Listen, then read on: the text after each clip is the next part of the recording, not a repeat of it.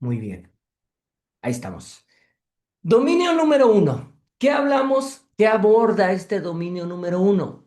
Déjame decirte que en el año 2019, en el año 2019, bueno, en el 2018 llega Andrés Manuel López Obrador como presidente del país y su primera, ¿cómo podemos decirlo?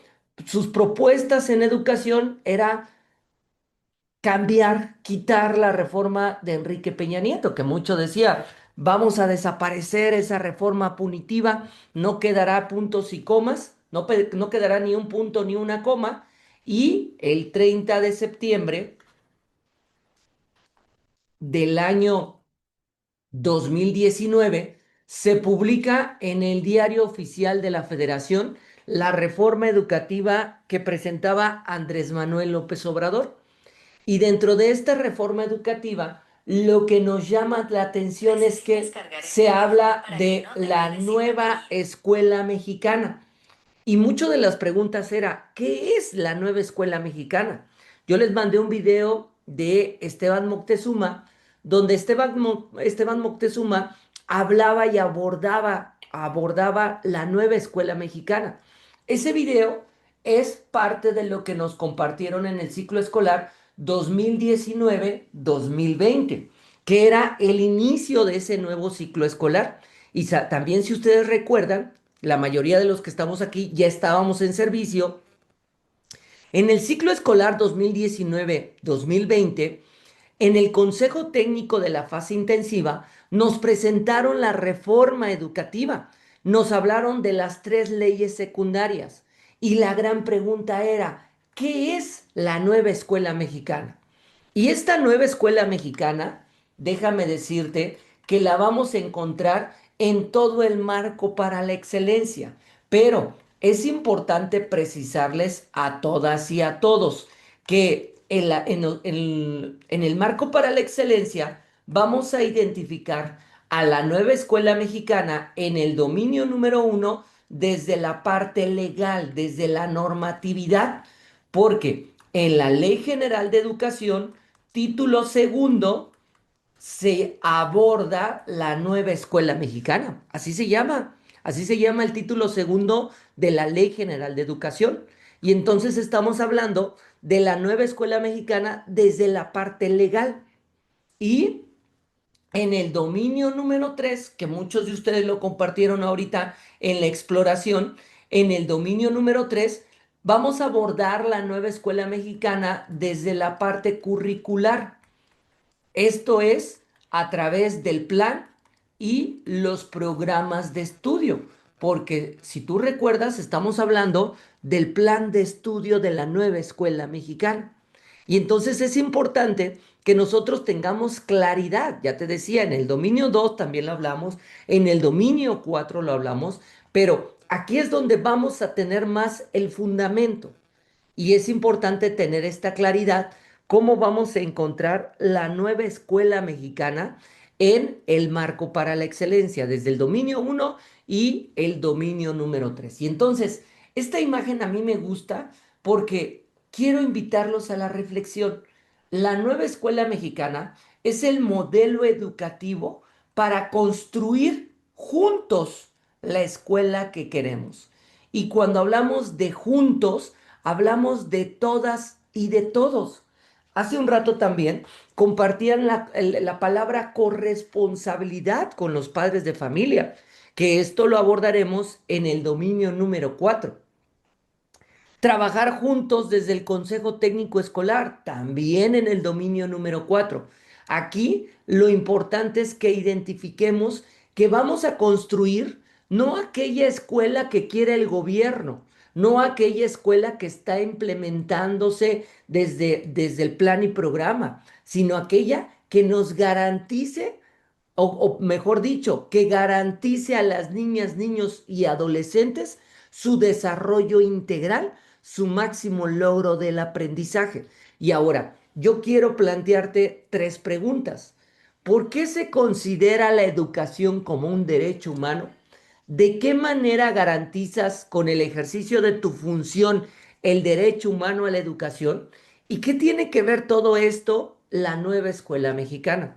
Los invito y las invito a que escriban aquí en el chat en una sola frase, ¿eh? No hay necesidad de poner respuesta uno, respuesta 2, respuesta 3, sino de manera general. Y si hay alguien que quisiera participar, adelante, los micrófonos están abiertos, aperturados para quien nos quiera comentar en una sola frase cómo abordar estas tres preguntas.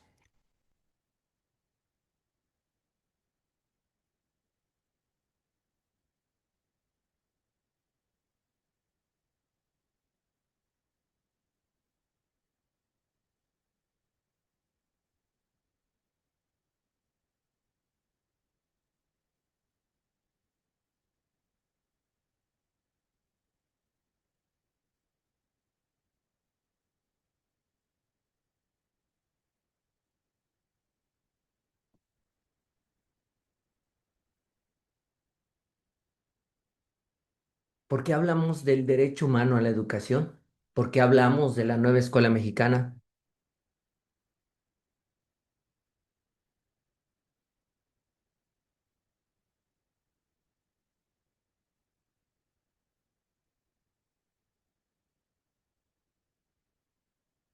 Porque Buenos aparece, días.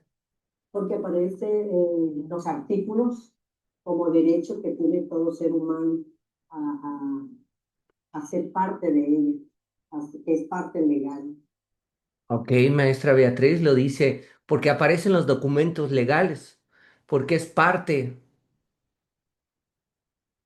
del ser humano. Ahorita vamos a abordar por qué hablamos de un derecho humano. Nos dice la maestra Libby, la educación es un derecho porque ayuda a cada persona a crecer y tener una mejor vida. Como maestro la garantizo al enseñar con respeto, cuidando que todos aprendan. Y eso es justo lo que busca la nueva escuela, una escuela para todos, con igualdad y con un buen trato. Muy bien. ¿Alguien más quiere comentar? Así como la maestra Beatriz, no queremos dejar a nadie. Sí, maestra Anadeli, le escuchamos. Según bueno, la educación es un derecho humano porque todas y todos, pues deben de, ahora sí tienen derecho a entrar a una escuela, no importa de qué contextos vengan, o si hablan una lengua indígena, o si tienen alguna discapacidad, o si ya están más grandes, porque al final de cuentas todos necesitamos de ese derecho a la educación. Y pues, pues nada más eso. Muchas Pues gracias. yo creo que eso. Muchas gracias, maestra Nadeli. Está bien, está bien. Aquí estamos aportando para aprender. Dice la maestra Silvia, lograr desarrollar las capacidades, un derecho que no se debe de negar a nadie. La FAB dice, garantizamos el derecho humano y contribuimos a su bienestar. De quien más lo necesita se asume con responsabilidad. La maestra Viri, porque es esencial para el desarrollo pleno de las personas. Exacto. ¿Ya vieron cómo vamos construyendo entre todas y todos? Maestra, nada más con la maestra Raquel para continuar. La escuchamos, maestra Raquel. ¿Puede activar su micro, maestra?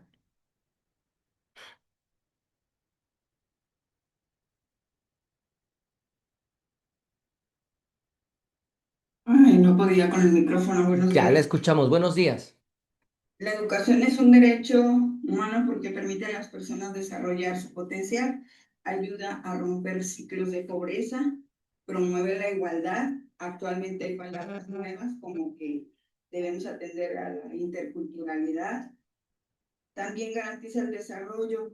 Es una de las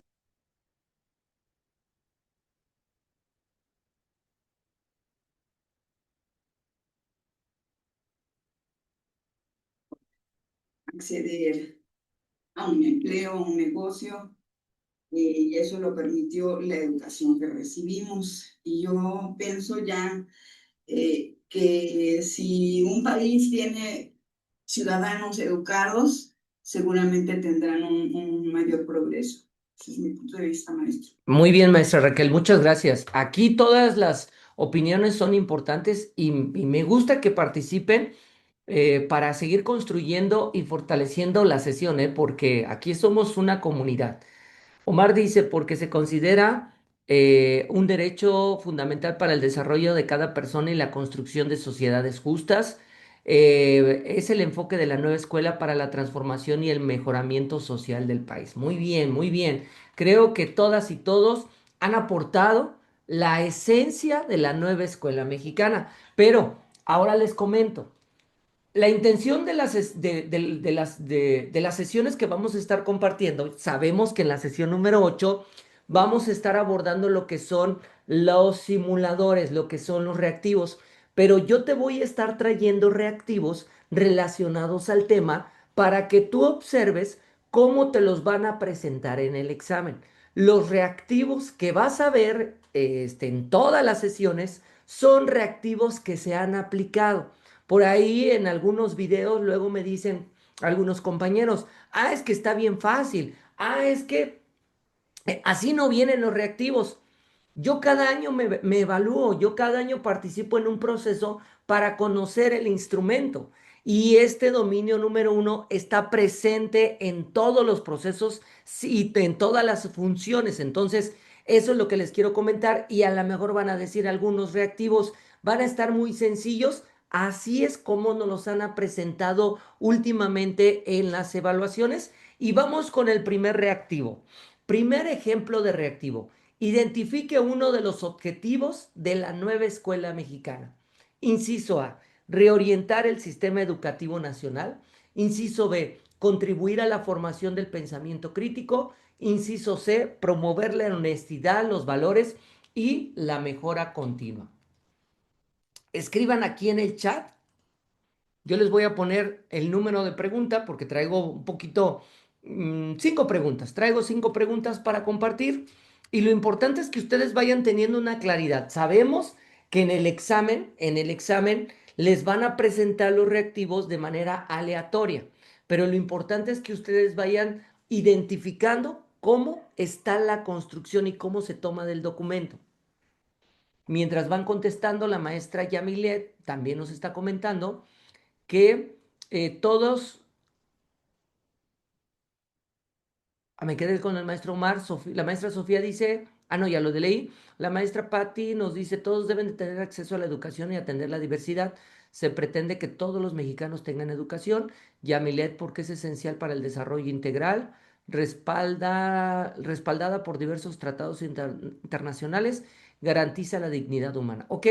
Y en la respuesta nos están dando la mayoría letras A, solamente la maestra Karina dice que es letra B, y déjenme decirles, también la maestra Patti nos dicen que es la letra A. Déjenme decirles que efectivamente la respuesta correcta es la letra A. Ojo, ojo, y de una vez voy a empezar a compartirles recomendaciones, ¿eh? Es importante que ustedes se centren en lo que les está preguntando el reactivo. Objetivos de la nueva escuela mexicana. La letra B y la letra C están en la Ley General de Educación. Podemos decirlo, está en el documento en el cual nos van a hacer diferentes preguntas. Está dentro de los artículos que aparecen en la bibliografía. Pero, ¿por qué no es la letra B y la letra C? Porque esos no son los objetivos. Los objetivos los vamos a encontrar en el artículo número 11 de la Ley General de Educación. Si tú observas, aquí el reactivo no te está diciendo que es del artículo tercero, que es de la Ley General de Educación, que es de la Ley General de los Derechos de las Niñas, Niños. Cuando hacen preguntas de la Ley de los Derechos de las Niñas, Niños, sí les refieren y les mencionan cuál derecho es el que se está vulnerando. También a una de las cuestionamientos que luego me hacen en los videos es que me dicen, sus reactivos están mal porque todas son situaciones de caso. No, no todas son situaciones de caso. Hay reactivos como este donde tú tienes que demostrar que tienes dominio de los documentos. Y este es el ejemplo de un reactivo que demuestra el dominio de los documentos. Entonces, la respuesta correcta es la letra A. Vámonos con la siguiente reactivo. Identifique uno de los fines de la educación. Inciso A, inculcar el enfoque de los derechos humanos y de igualdad sustantiva. Inciso B, promoverá el respeto al interés general de la sociedad. Inciso C, ser inclusiva, gratuita y humanista. ¿Qué dicen ustedes? Vámonos con la número 2. Ok, la maestra Nadeli dice, la letra B nos dice más de los ejes articuladores. Fíjense, la maestra Nadeli se va al programa sintético, perdón, al plan de estudio de los ejes articuladores, pero esa letra B está en la Ley General de Educación. Yo de ahí la tomé. Muy bien. Dice la maestra Karen que es la letra C. La letra C. ¿Quién más? La C.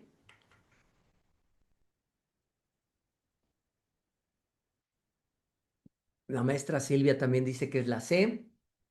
Yo sé que como que estamos titubeando con esta, ¿eh? Por ahí les puse un buscapié para titubear. No hay necesidad de que ahorita lo busquen en el documento, ¿eh? No lo busquen. Vamos poniéndonos en práctica. Se los dejé aquí para ponernos en práctica y esta presentación se las voy a compartir así como la están viendo, ¿eh?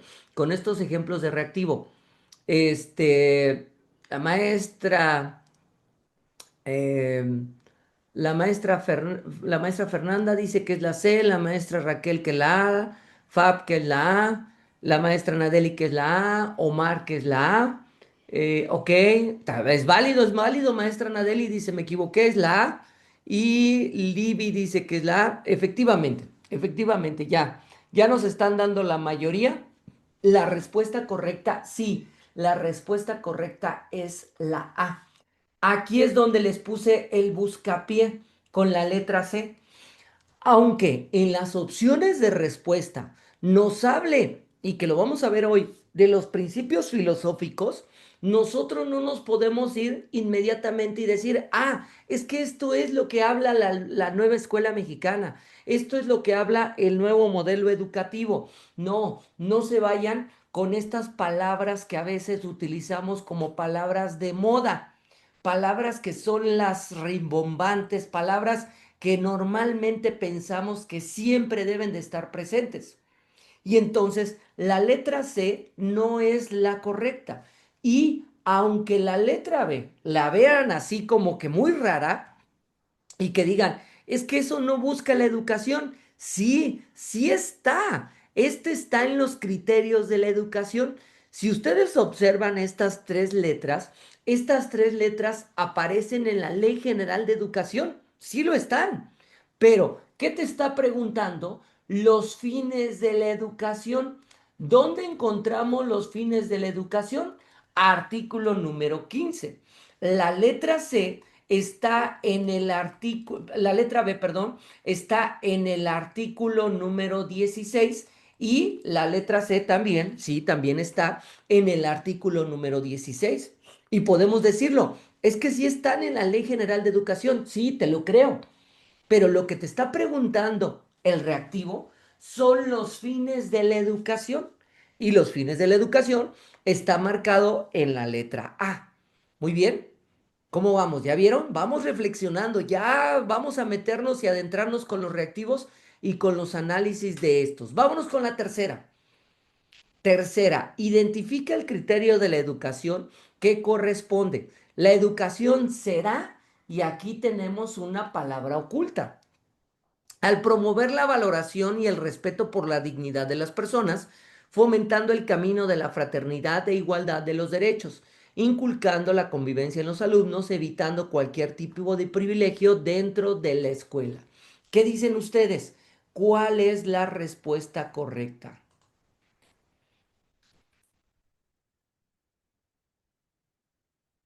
Efectivamente, la maestra Nadele nos decía, la SED son los principios filosóficos, pero aparece en la Ley General de Educación dentro de los criterios. Ahorita lo vamos a ver. ¿Ok? Dice la maestra Raquel que la ve, la maestra Esther que la ve, la maestra Nadeli también la ve, y nos vamos con la mayoría que nos está diciendo que la letra correcta es la B. Y déjenme decirles que efectivamente, por eso ya voy a dar la respuesta correcta es la letra B. Ojo, estos los encontramos como principios filosóficos, los encontramos en el artículo tercero y los encontramos en la Ley General de Educación. En ambos documentos los encontramos. Y aquí ustedes pueden observar que les está dando el concepto. Lo que yo tengo que identificar si ese concepto corresponde a integral. No, desarrollo integral no es. Si es equitativa, no es equitativa. Y entonces la respuesta correcta es humanista. Yo les dejo de tarea, bueno, ahorita vamos a irlo comentando, pero los dejo de tarea que si todavía tú tienes duda con los criterios de la educación, vete escribiendo palabras clave que te permitan a ti comprender y entender por qué estamos hablando de excelencia, de integral, de inclusión, de equidad. Eso te permitirá a ti resolver los reactivos como lo estás viendo en la pantalla. Vámonos con el cuarto. Ya les dije, traigo cinco de ejemplos el día de hoy. 4. Identifica la característica de la educación a la que hace referencia. Es un derecho humano que le corresponde a todas las personas cuyos beneficios se extienden sin discriminación, poniendo especial énfasis en el estudio de la realidad y las culturas nacionales.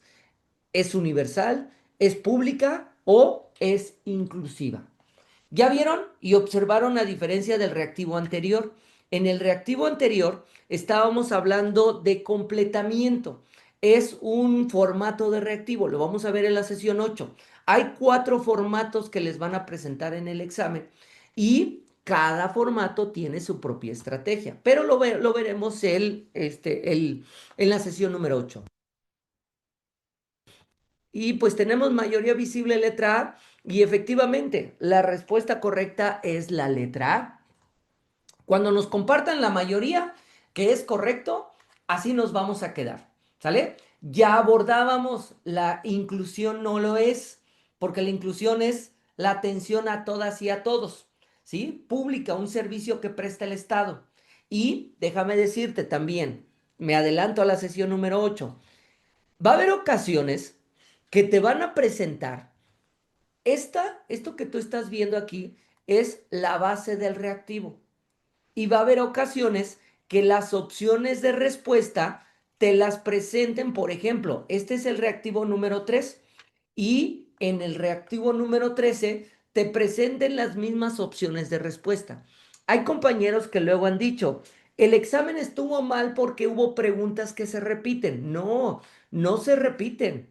No hay ninguna pregunta que se repita. Te pueden repetir las opciones de respuesta o te pueden repetir la base de respuesta. Pero obviamente que si te ponen la misma base de pregunta, la base de la pregunta, las opciones de respuesta van a ser diferentes. ¿Por qué? Porque obviamente ya estamos hablando de un reactivo diferente. Muy bien. Vámonos con la última. Identifique la descripción que corresponde a la educación inclusiva. Facilita el acceso a los planteles sin afectar de ninguna manera la igualdad en el trato de los educandos, al tratarse de un servicio garantizado por el Estado. B. Extiende sus beneficios sin discriminación alguna, de acuerdo con lo que determina la ley, y tiene especial énfasis en el estudio de la realidad. C. Atiende las capacidades, circunstancias, necesidades, estilos y ritmos de aprendizaje de los alumnos para favorecer el aprendizaje y la participación. ¿Qué dicen maestras y maestros con nuestro último reactivo? Número 5. La maestra Raquel dice que es la C, la maestra Patti, Esther, Omar, Anadeli, la maestra Fer, la maestra Marlene. Y pues tenemos una mayoría visible que es la letra C. Aquí, otra vez, les invito a que analicen con calma. Les comento, ya se los había dicho yo en la sesión anterior. Van a tener 4 horas para contestar 90 reactivos. No se presionen. El examen no es un quiz que si tú terminas más rápido te van a dar más puntos. Los puntos valen lo mismo, ¿eh? Los reactivos tienen un puntaje diferente de acuerdo al nivel de complejidad. Bueno, no, tienen el mismo puntaje. Pero tú tienes que ir dando lectura de manera tranquila, con calma, para poder analizar. Porque si nosotros hablamos de la inclusión, a veces pensamos dos cosas. La primera, que va dirigido a alumnos con discapacidad.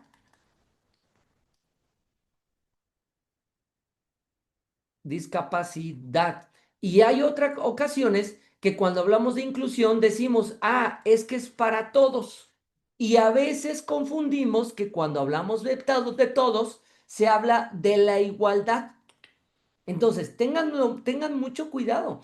El reactivo, la opción de respuesta letra A, va más que nada a la igualdad sustantiva, que la vamos a encontrar en la Ley General de Educación, pero más la vamos a encontrar en la Ley de los Derechos de las Niñas y Niños. Es un derecho de las niñas y de los niños, la igualdad sustantiva. Y otra vez, esto no te está preguntando el reactivo te está preguntando la inclusión, ¿sí? La letra B podemos hablar lo que estamos hablando de una educación pública. Y ojo, las tres opciones están presentes en la Ley General de Educación, pero no te está preguntando, no te dice cuál de los siguientes conceptos aparecen en la ley, cuál de los siguientes conceptos es correcto. También te comento, en el examen no te van a preguntar, oye, identifica cuál es el concepto correcto de educación inclusiva. No, te van a presentar así, donde tú señales cuál es el que corresponde a la educación que te marque.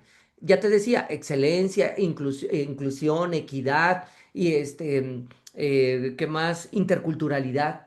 No, no, no, no, no. Hay que centrarnos en lo que nos está preguntando. Muy bien. Y pues bueno, hasta aquí llegamos con los ejemplos. No traigo más, se me acabaron, pero recuerda que cuando terminemos el dominio número 1, te voy a estar compartiendo el simulador del dominio número 1. Ahora, es importante que tú tengas claridad qué es lo que vamos a abordar en cada dominio. Los dominios se relacionan, ¿eh? Aunque yo ya vaya en el dominio número 3, voy a estar abordando el dominio número 1 y el dominio número 2. Pero yo te pongo aquí cuáles son los temas que se abordan en cada dominio para que tú tengas una mayor claridad y esto te permite a ti poder comprender mejor cuál es el papel que te toca enmarcado en cada dominio. Por ejemplo, el dominio que hoy vamos a estar abordando, que es el dominio número 1, este dominio número 1 nos dice, asume tu quehacer profesional apegado a los principios filosóficos, éticos y legales. Aquí hablamos de un dominio filosófico o también de un dominio normativo. Aquí vamos a hablar de toda la parte legal de la educación. Hay ocasiones que me han preguntado, maestro, ¿y dónde vamos a leer la ética? Nosotros, como maestros, no tenemos un decálogo. Sí tenemos un código de ética de los trabajadores de la educación, pero eso no está en el examen. Cuando hablamos de la ética, va más que nada al criterio 1.3, que nosotros debemos de tener una práctica reflexiva. Esto quiere decir que tú tienes que estar reflexionando de manera permanente que si lo que estás haciendo está logrando que los alumnos aprendan. Tú no te tienes que quedar como antes se hacía de decir, ah, yo vengo aquí a la escuela a enseñar y el que aprendió, aprendió. A lo mejor a muchos de ustedes les tocó en la universidad o les tocó en la preparatoria, que nuestros maestros llegaban y decían, yo aquí vengo a dar clase, no vengo a jugar con nadie y el que aprendió, aprendió. Y no daba una enseñanza contextualizada, no tenía una enseñanza contextualizada, que es lo que ahora nos invita a los maestros desde la nueva escuela mexicana a conocer la realidad y el contexto en el que están nuestros alumnos. El dominio número 2 nos habla de un dominio psicológico. Hay ocasiones, una o dos ocasiones, que un maestro después me mandó un mensaje y me dijo, pero es que yo no entendí por qué el dominio número 2 habla de un psicólogo. Yo no soy psicólogo. Sí, es correcto, no somos psicólogos, pero cuando hablamos de un dominio psicológico, es que debemos de conocer a nuestros alumnos a profundidad, a profundidad. Dice la maestra María Anadeli, ahora tenemos que reflexionar sobre nuestra práctica educativa, efectivamente, y vamos a ver, ¿eh? y que esto no es algo nuevo, porque esto se fundamenta o se toma como referencia una lectura de Philippe Renaud, una lectura que se elaboró en el año 2000, que se publica por parte de Philippe Renaud en el año 2000, y ya llevamos 25 años donde el Philippe Renaud nos invita a reflexionar, pero ¿qué ha pasado realmente en la práctica? Me regreso entonces. Este dominio número 2 nos dice que tenemos que conocer a nuestros alumnos, pero el conocer a nuestros alumnos es que nos tenemos que ir a conocerlos a profundidad. No basta con que yo sepa que es el de el de la familia Hernández, el de la familia Gutiérrez, el de la familia Pérez. No, no, no, no. Tenemos que conocerlos a profundidad y saber qué están viviendo nuestros alumnos. Hay algunos compañeros que luego dicen, es que son niños, ¿qué les puede estar pasando? Nuestros alumnos están viviendo sus propias batallas y están viviendo momentos que a lo mejor no los estamos comprendiendo y no estamos siendo empáticos. Por eso es importante que tengamos una comunicación permanente. Y aquí, en este dominio número 2, lo esencial, podemos decir que son las teorías del aprendizaje. Estas teorías del aprendizaje que están fundamentados en el constructivismo. Y aquí vamos a ver a los constructivistas. ¿Cuáles son los que más vamos a abordar? A Piaget y a Vygotsky. Son los que vamos a estar abordando. Ya por ahí en la bibliografía nos pusieron otros dos. Ay, ahorita se me olvidaron, Bandura. Y ahorita no recuerdo el otro, pero los reactivos van a estar centrados en ellos dos. Piaget y Vygotsky. Ya cuando lleguemos al dominio número 2 te voy a compartir los ejemplos de los reactivos que nos presentan a partir de de estos dos autores. Gracias, Bandura y Brunner. Y también que va a haber reactivos que tú vas a tener que contestar desde el constructivismo. Si tú lo recuerdas, en la sesión anterior, yo te pedí que tú elaboraras una tabla donde por un lado hablaras del conductismo y por el otro lado abordaras el constructivismo. Y te decía, identifica cuál es el papel del alumno, del maestro, del aprendizaje en el constructivismo. Hay algunas personas, investigadores, que dicen, es que el constructivismo ya no se lleva a cabo en nuestras escuelas. Yo puedo decir que casi en la mayoría, casi el 90% de nuestras escuelas, el constructivismo se quedó tocando la puerta de la escuela y pues se dio la vuelta porque nunca le abrieron. Y entonces hay que reflexionar cómo debemos de trabajar con nuestros alumnos desde un enfoque constructivista. Para eso es el dominio número 2. Ahora, te comento, hasta aquí, y lo decía yo en la sesión anterior, tenemos, y les agradezco su confianza, maestras y maestros desde la parte norte, pasando por el centro del país, llegando hasta el sur del país. Y tenemos maestros de los diferentes niveles educativos. Hay ocasiones que luego me preguntan, ¿y usted tiene un simulador para educación especial? Uno para telesecundaria, uno para educación preescolar. No, tenemos simuladores de la función docente, porque en el examen lo único que hacen para abordar en preescolar, primaria y secundaria es ponerte qué está sucediendo en el preescolar o qué está sucediendo en primer grado de preescolar. Pero la pregunta va enfocado a la función que tenemos nosotros desde el dominio 1, desde la parte legal, desde el dominio número 2, de conocer a nuestros alumnos. ¿Dónde va a cambiar? Aquí sí es donde va a cambiar de acuerdo al nivel en el cual nosotros vamos a participar, que es en el dominio número 3. Pero déjame decirte que solamente va a cambiar en el criterio 3.1, porque en el criterio 3.1 nos dice que de acuerdo al nivel en el cual estamos participando. Esto quiere decir que solamente aquí, en el criterio 3.1, vamos a revisar el programa sintético de la fase en la cual nosotros estamos participando. Solamente ahí. Y también te comento, el dominio número 3 es el más extenso porque ahí es cuando vamos a desmenuzar el plan de estudio y vamos a abordar los rasgos del perfil de egreso, los campos formativos, vamos a abordar los ejes articuladores, vamos a ir abordando las finalidades de cada campo formativo de acuerdo a también las especificidades de acuerdo a cada fase.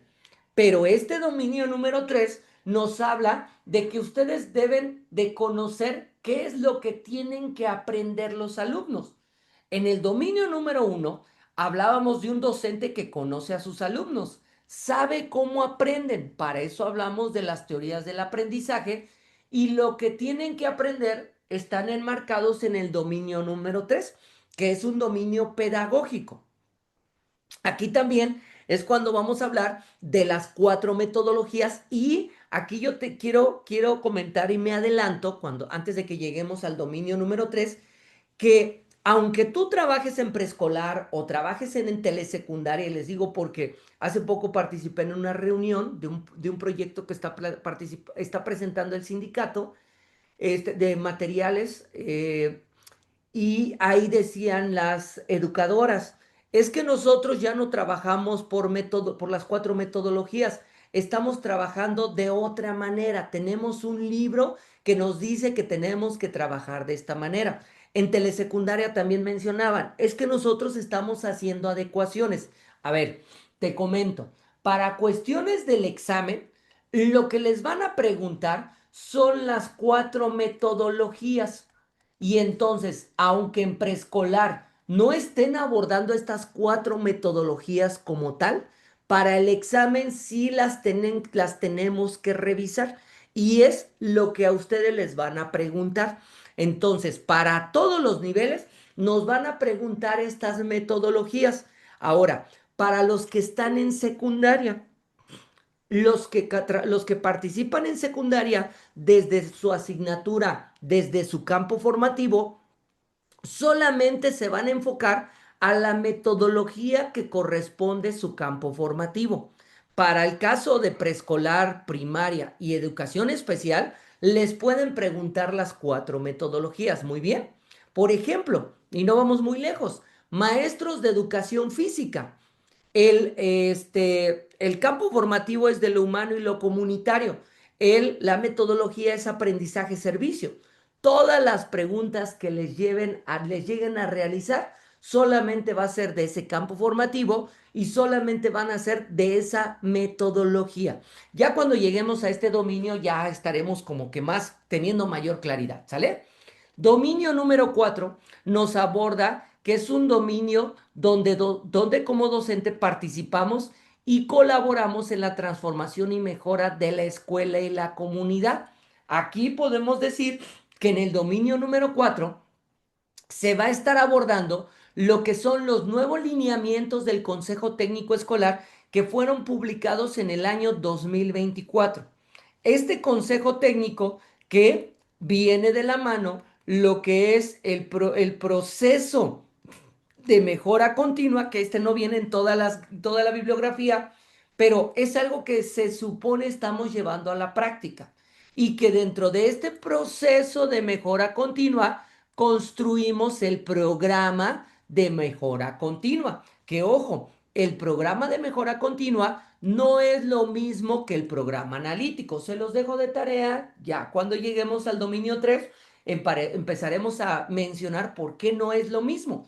Que también viene en el dominio número 4, el Consejo de Participación Social.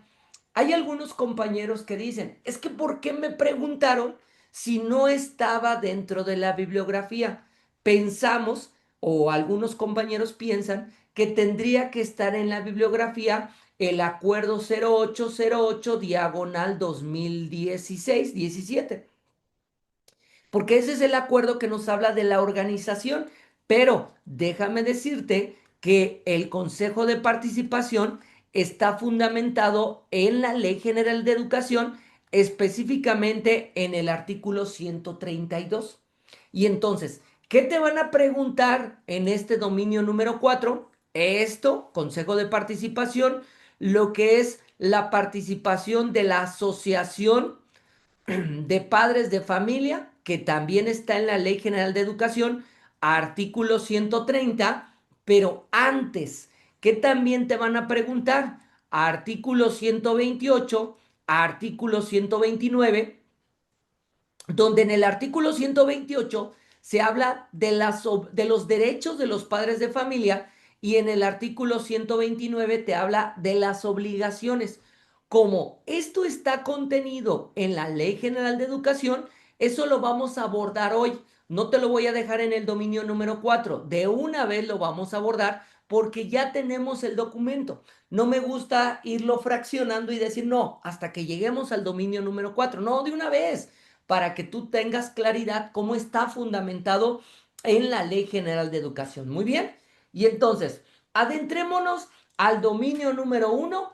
¿Y qué nos dice? Ah, también te comento que cuando nosotros iniciemos un dominio, yo te voy a dar una introducción de lo que dice el marco para la excelencia en dicho dominio, como lo estás viendo en la pantalla. Nos dice que en este dominio número 1 se valora a la educación como un derecho humano que tienen niñas, niños, adolescentes y que esto contribuye a su buen vivir, su desarrollo integral, su dignidad humana y la construcción de una nueva ciudadanía. Hace un rato yo lo preguntaba, ¿por qué estamos hablando de un derecho humano que tienen las niñas y los niños?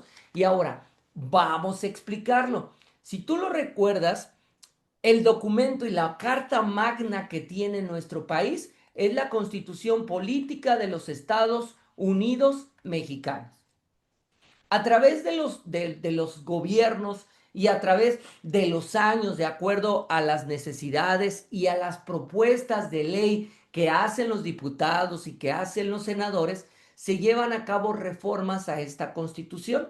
Y entonces se han llevado a cabo reformas donde, por ejemplo, hace muchos años, en el capítulo número 1, hablábamos de garantías individuales.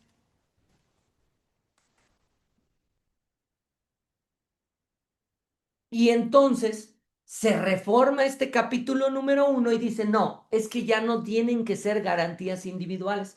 Ahora el capítulo 1 nos habla de los derechos humanos. Y esto, entonces, ¿qué quiere decir? Que todos los artículos que están plasmados en el capítulo número 1 forman parte de los derechos humanos. ¿Qué nos dice el artículo primero? El artículo primero nos dice quiénes son poseedores de los derechos humanos, nos da el concepto de derechos humanos y te lo hablo a grandes rasgos, que nos dice que son derechos inherentes a todas las personas y por el hecho de serlo, se tienen que garantizar y no importa las condiciones que tengan las personas, tampoco se tiene que discriminar y se tienen que garantizar la dignidad humana. Entonces, aquí en el artículo número 1 podemos decir que encontramos el concepto de los derechos humanos. ¿Qué encontramos en el artículo número 2? No te lo voy a decir porque ahorita lo vamos a abordar y entonces no quiero adelantarme. Pero, ¿qué abordamos en el artículo número 3? La educación. Entonces, por eso la educación se considera como un derecho humano. Y ahora déjame decirte que este es un derecho que tienen las niñas, niños y los adolescentes y nada se puede contraponer contra este derecho humano. Hace muchísimos años, bueno, ahorita tenemos ejemplo de maestras y maestros que integran la coordinadora que no están brindando el servicio educativo. Y entonces ellos se está luchando por un derecho laboral, pero su derecho laboral no puede contraponerse contra este derecho, porque ya te decía, es un derecho humano y no se los podemos, no se puede quitar ese derecho.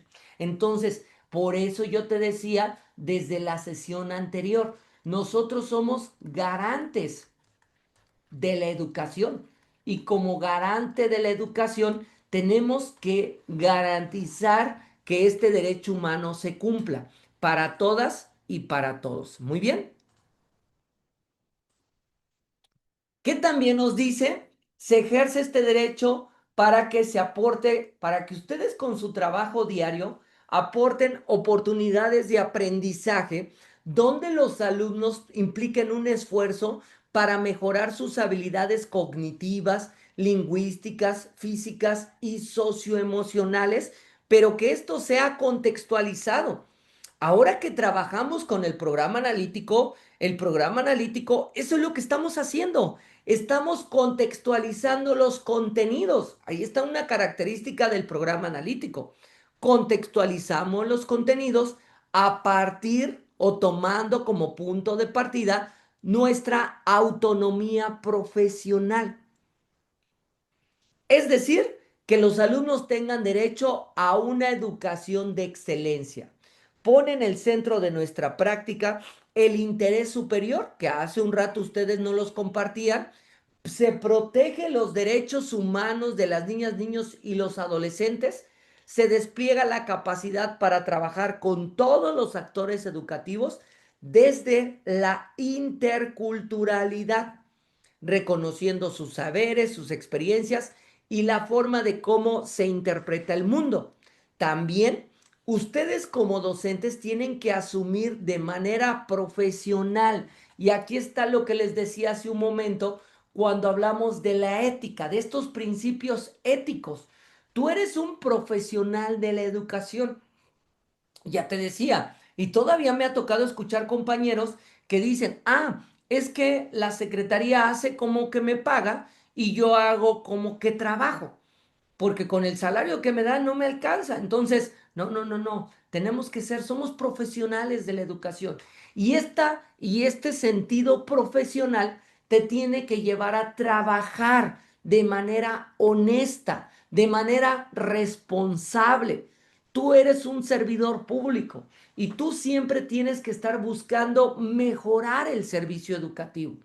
Sabemos que a veces remamos contracorriente con los papás, con nuestras autoridades, con la carga administrativa. Pero recuerden, en el examen nosotros vamos a responder desde lo ideal. Y entonces siempre tenemos que estar enfocados en lograr, en alcanzar el máximo logro del aprendizaje. Y yo le agregaría, y el desarrollo, que hace un rato lo vimos, en el párrafo anterior, el desarrollo integral de nuestros alumnos. Ya estaremos, ahorita vamos a abordar qué es desarrollo integral. Y entonces ustedes, como profesionales de la educación, se los decía hace un momento, debemos de tener una práctica reflexiva. Y esta práctica reflexiva, hace poco estuvo de moda la película de Blancanieves. No sé si la fueron a ver al cine, que por ahí hubo muchas críticas a esa película, pero bueno, la esencia del cuento. Aparece la bruja malvada, tiene su espejito y preguntaba, espejito, espejito.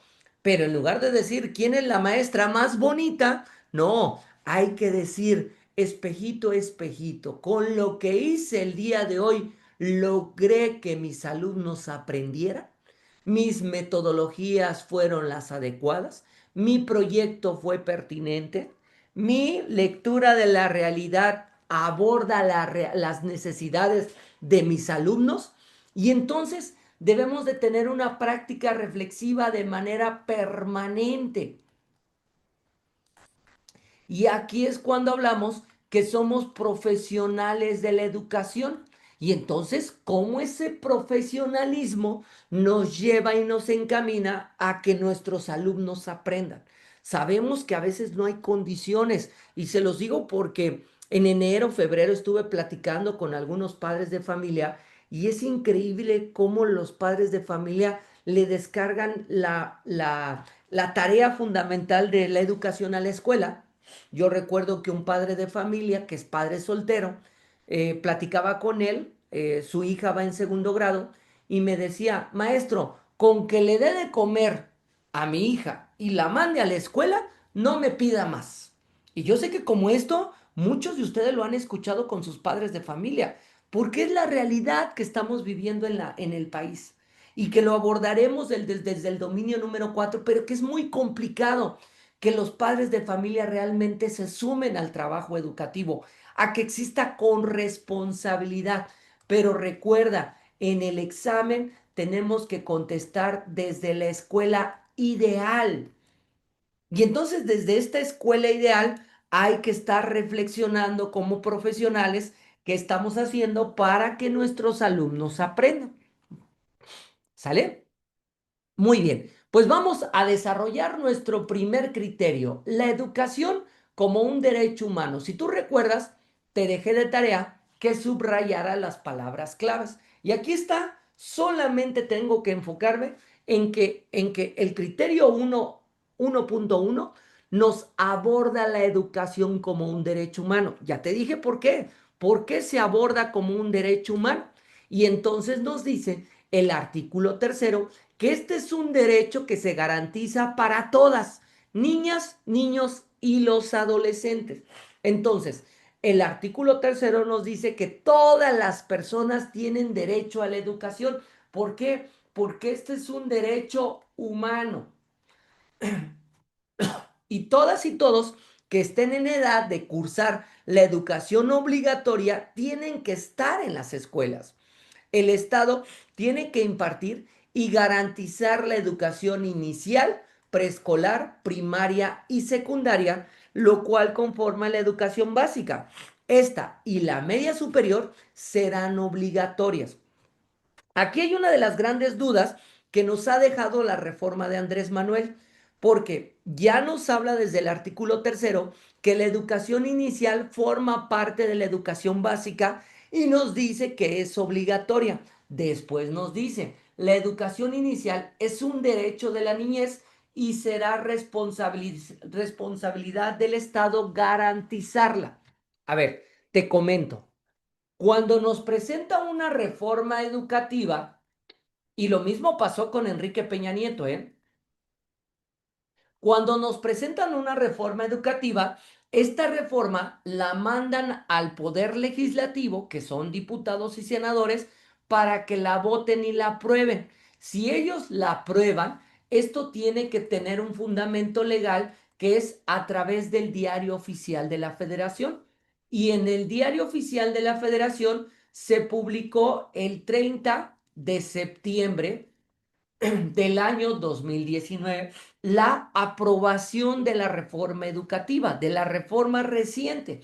Hasta el momento no hemos tenido otra reforma. Podemos decirlo que esta es la última reforma que hemos tenido en nuestro país.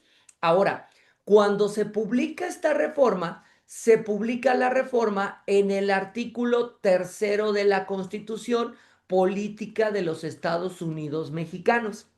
Y aquí te comento, en el artículo tercero nos habla de la reforma educativa de manera general. O sea, nos dice de manera general que se está reformando la educación. Por ejemplo, te voy a poner un ejemplo claro. En el artículo tercero nos dicen que los que ingresen al servicio educativo tienen prioridad los egresados de escuelas públicas, que es CAM, que es UPN y que es normales de maestros. Ellos son los que tienen prioridad, pero jamás nos menciona cómo se va a llevar a cabo ese proceso, ni para ingresar, ni cuál es la prioridad. Para esto se tienen que presentar leyes secundarias, y estas leyes secundarias permiten la armonización, es decir, la implementación. Entonces, yo te acababa de mencionar que para poder ingresar al servicio educativo se tiene que llevar a cabo un proceso. ¿Y dónde se especifica ese proceso? En la Ley General del Sistema para la Carrera de las Maestras y Maestros. Esta es parte de una ley secundaria. Cuando se presenta esta reforma, nos presentan tres leyes. Una de ellas es esta, Ley General del Sistema para la Carrera de las Maestras y Maestros. Ahí es donde nos habla de la admisión, ahí es donde nos habla del reconocimiento docente, ahí es donde nos habla de la promoción, ya sea vertical o ya sea horizontal. Y ahí es donde nos dice cómo se lleva a cabo este proceso. Otra ley secundaria, la ley de la mejora continua. Esta ley es la que en su momento creó a Mejoredu. Aquí es donde dice que se tiene que estar evaluando el proceso educativo para buscar mejorar el servicio educativo. Entonces, esta ley nos hablaba más que nada de mejorar el servicio educativo y de cómo se puede apoyar, cómo se puede dar acompañamiento al trabajo pedagógico de los maestros. Y la última ley, que es la Ley General de Educación, que esta Ley General de Educación, pues lo que se hizo fue reformar y actualizar. Y entonces aquí, ahorita, ¿por qué te lo comento? Porque en el artículo 3º nos dice que educación inicial forma parte de educación básica, pero ya en la Ley General de Educación, creo recordar, en el artículo número 6, nos aborda qué pasa con educación inicial y que ahorita lo vamos a ver. Muy bien. Corresponde al Estado la rectoría de la educación. Además, será obligatoria, universal, inclusiva, pública, gratuita y laica. La educación se basará en el respeto irrestricto de la dignidad de las personas. Si tú observas, en las presentaciones te voy a poner palabras de otro color, palabras o frases subrayadas para que tú pongas una mayor énfasis en esto que tú estás observando. Nos dice también que tiene un enfoque de derechos humanos que aquí te comento, tenlo muy presente porque esto te van a estar presentando, te van a preguntar en torno del enfoque de los derechos humanos y obviamente de los derechos de las niñas, niños y de los adolescentes. Y también nos habla de la igualdad sustantiva, ya te lo decía, ahorita lo vamos a estar mencionando. Ahora, los principios filosóficos. Podemos decir que los principios filosóficos, estamos hablando de las características de la educación. Y entonces, dentro de estos principios filosóficos, tenemos como primer principio una educación laica. Pero la gran pregunta es, ¿por qué estamos hablando de la educación laica? Cuando hablamos de la educación laica, hablamos de una educación que está alejado de cualquier doctrina religiosa y que esto se fundamenta desde el artículo 24. Para que nos entendamos, ¿eh? Para que nos entendamos. Cuando hablamos de laico, es decir, que cualquier contenido, cualquier trabajo educativo tiene que estar alejado de cualquier doctrina religiosa. Si ustedes recuerdan, en aquellos momentos cuando Benito Juárez presenta las leyes de reforma, hablaba de una ley que decía, se tiene que separar la iglesia del Estado. Y entonces, obviamente, la iglesia no tiene, bueno, hablaban en su momento de la iglesia, pero hablar ahora de cualquier doctrina religiosa. Y entonces, ahí es cuando hablamos en primer momento de una educación laica. Segundo, se basará en el progreso científico. Aquí podemos decir que lucha contra la ignorancia, contra los efectos, la servidumbre, los fanatismos y los prejuicios. Y como lo sabemos, los avances tecnológicos, las investigaciones se van llevando a cabo y entonces la educación tiene que estar a la altura para que además, ya habíamos mencionado, que se luche contra esta ignorancia y se avance como sociedad y como país. Será democrático. Y ojo, pongamos mucha atención, porque democracia, y más cuando vienen las elecciones como lo vivimos hace 8 días, hay que separar cuando hablamos de un país, de una organización política.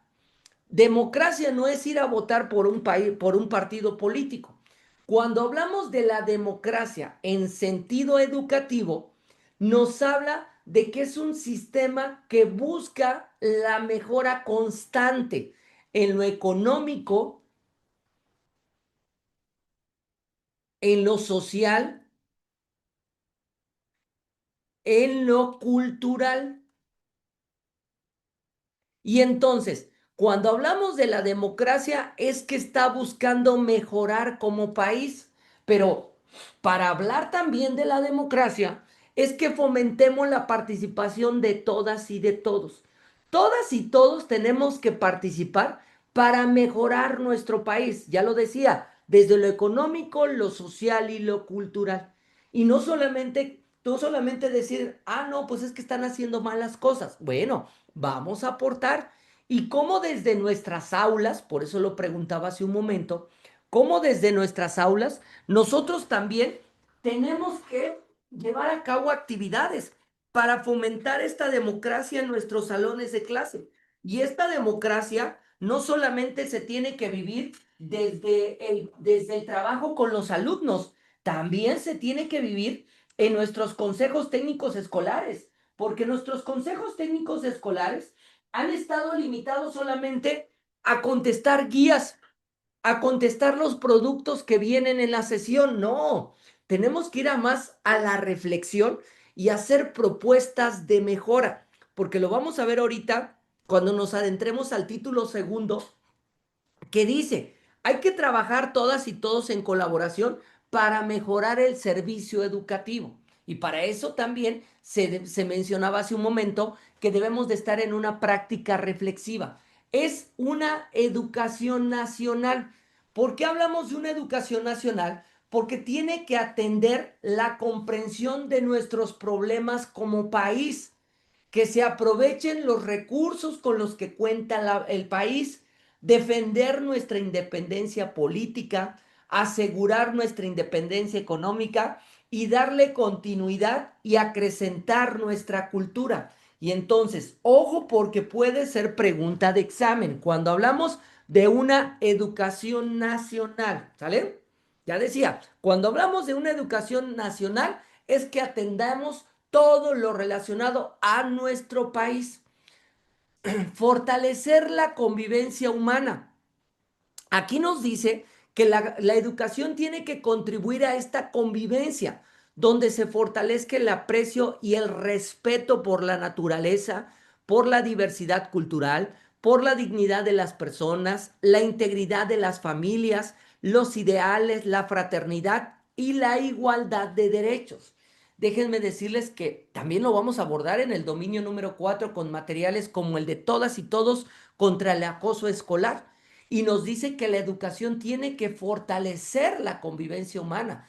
Y la pregunta es, ¿qué acciones estamos haciendo en nuestras aulas para fortalecer y los alumnos aprendan a trabajar con esta diversidad?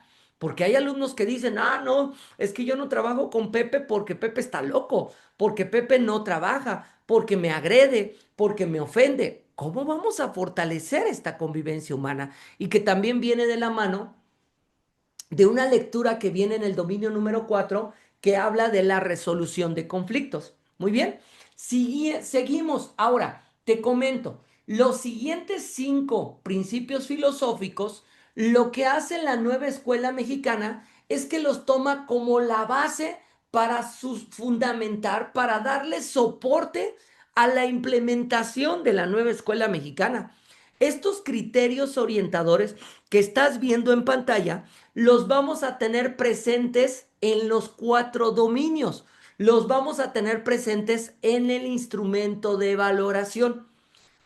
Te comento, no vamos a hablar nada diferente. Si yo te hablo de principio filosófico, de criterio orientador de la nueva escuela mexicana o criterio de la educación en la Ley General de Educación, te estoy hablando de lo mismo, ¿eh? No pienses que estamos hablando de algo diferente, pero es importante que tú tengas claridad que la equidad, que la inclusión, que la interculturalidad, que la integral y que la excelencia es lo que le da soporte a la nueva escuela mexicana. Y empezamos con la equidad. Fíjense que la equidad es un tema que hay ocasiones que también lo confundimos con una cuestión política, porque no sé si ustedes han escuchado que parece que se ha puesto de moda, que hay partidos políticos que dicen, es que nuestro partido del color que sea, yo soy antipartidista, y dicen, es que nuestro partido está cumpliendo y está teniendo una equidad de género y está cumpliendo con lo que dice la ley. Y entonces cuando escuchamos equidad de género, pensamos que equidad es lo mismo que igualdad. Y ojo, no, equidad no es igualdad. Y en primer momento está mal aplicado ese concepto de equidad de género, ¿sí? Porque en cuestión política, cuando hablamos de 50% hombres y 50% mujeres, estamos hablando de paridad de género. Muy bien, para que ellos sepan también que está un poquito equivocado el concepto. Cuando hablamos de equidad educativa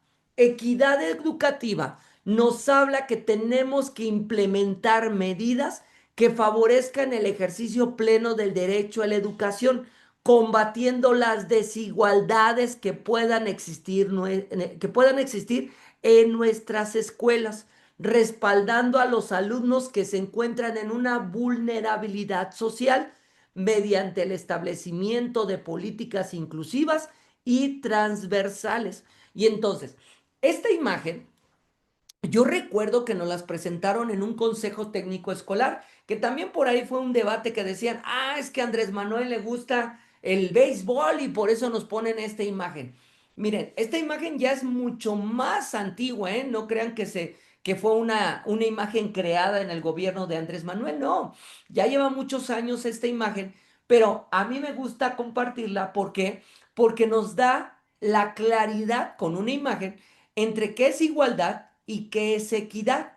Aquí podemos observar que tú como maestro, tú eres el docente y tú como docente estás trabajando de la misma manera con todos los alumnos.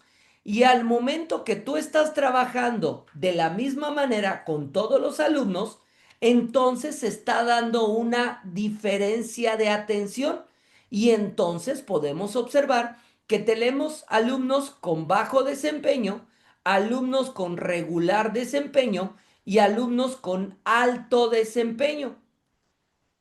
Y cuando tú les estás dando la misma atención, cuando les estás dando, estás atendiendo, estás llevando a cabo actividades iguales para todos, se sigue dando esta desigualdad. Es ahí cuando estamos hablando de la desigualdad y que tenemos que combatir.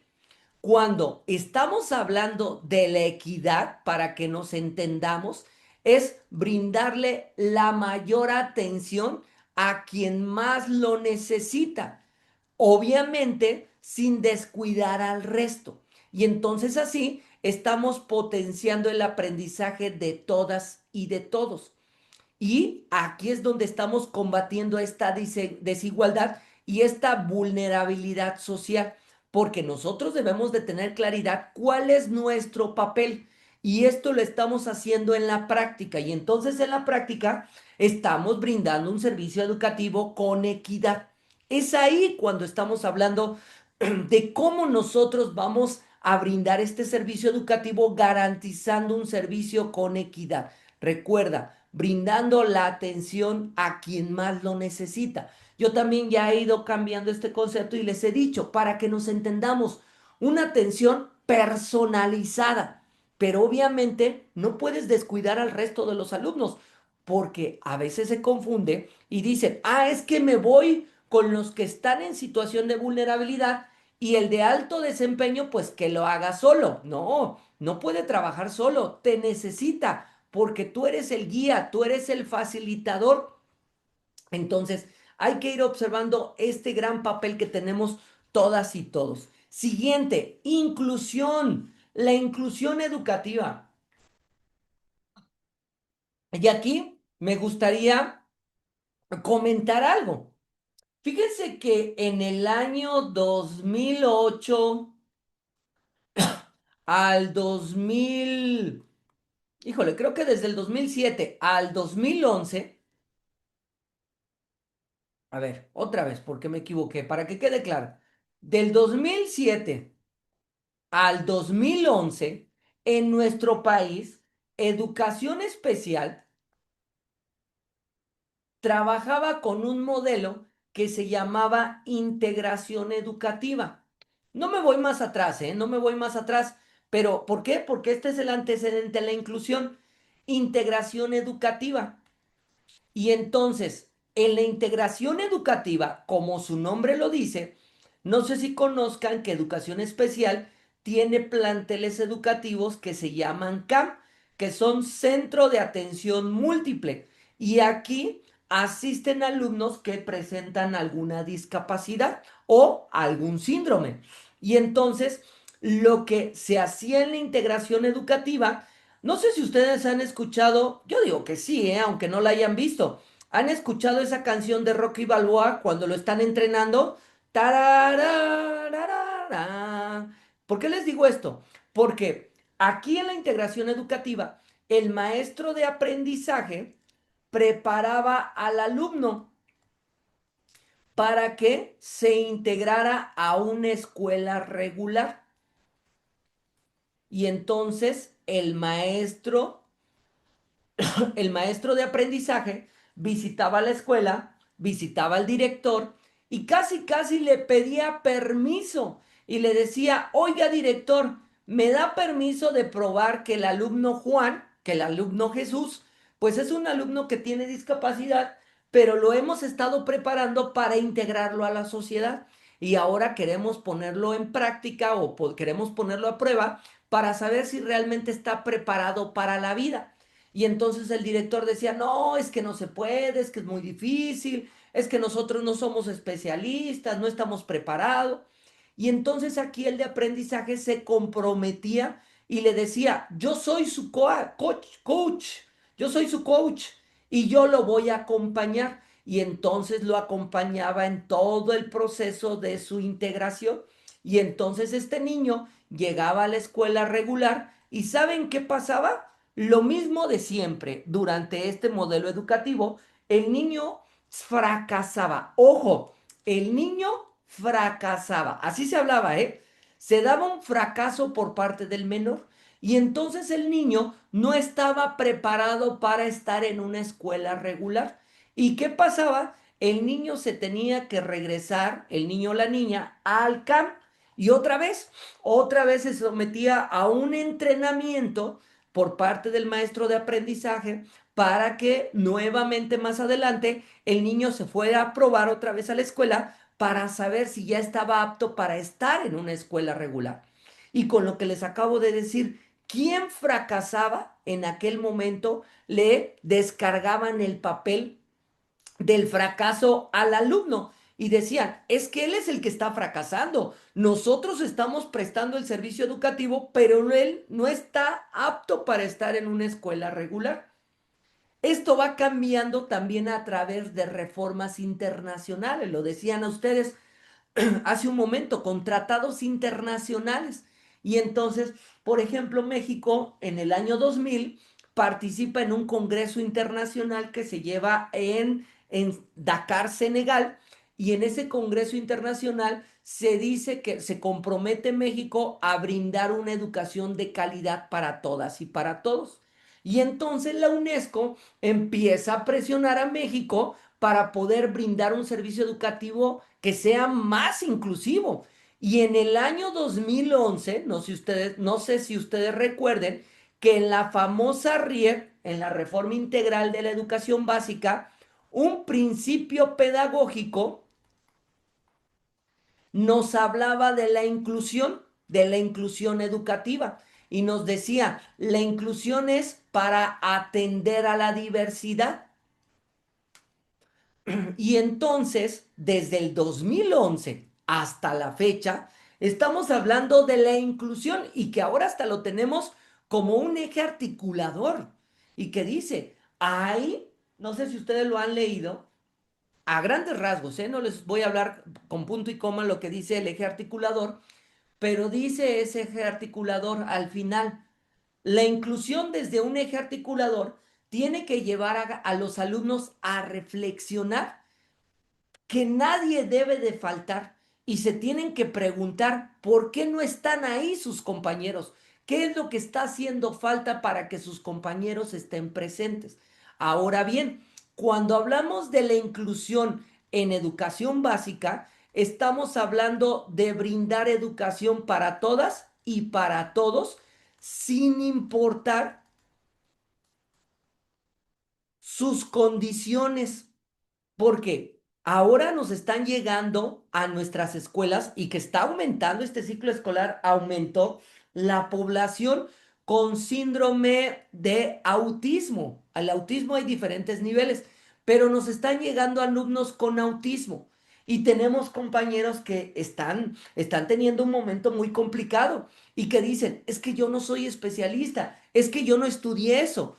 Ah, ahí es donde viene este profesional de la educación. Ahí es donde viene este principio ético de qué tienes que hacer tú para poderle brindar la atención educativa que requiere el alumno. Ahora bien, desde la inclusión, ya no hablamos de escuelas regulares, ya hablamos de escuelas de educación básica. Por ejemplo, la escuela Emiliano Zapata o Benito Juárez o como se llama. La escuela, voy a decir Benito Juárez porque en todo nuestro país, hasta el aeropuerto se llama Benito Juárez. Entonces, en nuestro país todos tenemos una escuela que se llama Benito Juárez. Y entonces, en nuestra escuela Benito Juárez, llega nuestro alumno que presenta una condición y esa condición lo puede presentar en una situación de vulnerabilidad. Y entonces, este alumno llega a nuestra escuela y obviamente su papá, su mamá, solicita la inscripción. La escuela no se puede negar. El director no puede decir, no, no, no, no, no puedo atenderte porque tú tienes una situación en vulnerabilidad, lo que tenga, ¿eh? Y entonces no te puedo atender porque no somos especialistas. No, no, no, no. Tú tienes que recibirlo. Y como lo vimos hace un momento, la escuela debe de tener un proceso de reflexión sobre qué está haciendo para lograr que los alumnos aprendan. Se los dije hace un momento. ¿Cómo se llama este proceso de reflexión? Se llama proceso de mejora continua. Ya vieron cómo vamos alineando y cómo vamos acercando todos los documentos. Y entonces este proceso de mejora continua nos lleva a la escuela a reflexionar qué estamos haciendo para lograr la atención de todas y de todos. Y entonces aquí lo que tiene que hacer la escuela es reflexionar para brindar el servicio educativo al menor. Si el menor no está aprendiendo, ahora no es responsabilidad del menor, ahora es responsabilidad de la escuela. ¿Y qué creen? Si el menor no está aprendiendo, quien no le está brindando la atención que requiere es la escuela. Y entonces quien está fracasando como escuela, como servicio educativo, es la escuela. Yo sé que no tengo que ocupar esta palabra de fracasar, pero es para que nos entendamos, porque no está en la ley, no está en la ley. Y por ahí dicen los autores, hay que pensar en positivo, sí, pero para que nos entendamos. Si el alumno no aprende, es responsabilidad de la escuela. Y ojo, no solamente del maestro de grupo, es responsabilidad de todos los que implican en la escuela, del director y del supervisor. También va en el paquete. ¿Por qué? Porque entonces la pregunta es, ¿qué están haciendo en su proceso de mejora continua? Muy bien. Y entonces, desde la inclusión es atender a la diversidad, sin importar sus características, sus necesidades, sus estilos y sus ritmos de aprendizaje. Ahora, otro tema que viene en la inclusión, las barreras para el aprendizaje y la participación. Anteriormente, Anteriormente hablábamos de necesidades educativas especiales. Este era el modelo que tenía educación especial y cuando hablábamos de necesidades educativas especiales mencionábamos de que el alumno presenta necesidades educativas que son especiales y que tienen que ser atendidas por personal especialista, por personal de educación especial. Pero resulta que las necesidades educativas especiales decían, es lo que presenta el alumno y que le impide al alumno aprender. Entonces, otra vez, se le descargaba la responsabilidad al alumno de que por eso no estaba aprendiendo. En el año 2017, que déjenme decirles, se presentó en el estado de Morelos, se presenta un documento que se habla de inclusión y equidad educativa. a través de aprendizajes clave y dicen, ya no se habla de necesidades educativas especiales, ahora se hablan de barreras para el aprendizaje y la participación. ¿Y qué es lo que cambia a diferencia de las necesidades? Que las barreras son factores externos. Entonces, una barrera es un factor externo que le está impidiendo al alumno aprender y participar. Y por eso habla de ese, por eso tiene ese nombre, una barrera, un factor externo. Y aquí es dependiendo de los autores, ¿eh? Pero hay algunos autores que nos hablan de barreras actitudinales, barreras organizativas, barreras pedagógicas. Por ejemplo, en las barreras actitudinales pueden ser de los propios padres de familia, pueden ser de los compañeros alumnos, pero también pueden ser de los maestros. Y los maestros podemos estar en la organizativa, podemos estar en la pedagógica. Hay maestros que les gusta gritar y les gusta levantar la voz. Y les dicen a los niños, si no terminas te vas a quedar sin recreo. Me ha tocado estar batallando con eso o luchando, mejor dicho, con eso con los compañeros y les digo, no podemos estar amenazando a nuestros alumnos porque ya no son los de antes. Y entonces cuando el maestro le dice eso al alumno, el alumno le da temor y el alumno ya no se quiere acercar al maestro. Ahí es cuando se están generando barreras. Es ahí cuando nosotros, y nos dice este dominio número 1, tenemos que llevar a cabo acciones para minimizarlas o erradicarlas. Obviamente, lo más importante o lo principal sería erradicarlas. Pero para esto, el maestro tiene que identificarlas, porque por eso estamos hablando de que debemos de tener una práctica reflexiva. Y yo reflexiono sobre lo que estoy haciendo porque con mi didáctica estoy generando barreras. Si ustedes recuerdan, yo les hablaba hace un momento, debemos de lograr una enseñanza contextualizada que realmente atienda las características y las necesidades de nuestros alumnos. Muy bien. Y también en la inclusión nos dice que tenemos que realizar los ajustes razonables. Anteriormente hablábamos de adecuaciones curriculares. Ya no están, bueno, de adecuaciones. Había dos adecuaciones, las adecuaciones curriculares y las adecuaciones de acceso. Ahora solamente hablamos de ajustes razonables que van implícito ambos, ¿eh?